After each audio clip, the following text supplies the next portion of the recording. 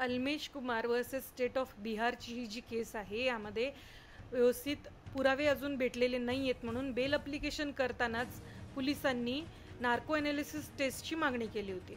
ही मर्डरची केस होती आणि high profile केस असल्यामुळे त्यांनी ही मागणी केली होती, पण सुप्रीम कोर्टाने असं सांगितलेलं आहे की बेलच्या वेळेसच स्टार्टिंगमध्येच तुम्ही नार्को ॲनालिसिस टेस्ट करण्याची तुम्हाला परवानगी नाही आहे। मग नार्को ॲनालिसिस टेस्ट म्हणजे काय आहे तर अशा विटनेस जेव्हा स्टेटमेंट देतं तेव्हा त्याच्या बॉडीमध्ये सोडियम पॅन्थोनिल नावाचं एक केमिकल इन्सर्ट केलं जातं, ज्याच्यामध्ये तो जे काही बोलतो ते स्पष्ट सरळ आणि खरं बोलतो असं म्हणलं जातं।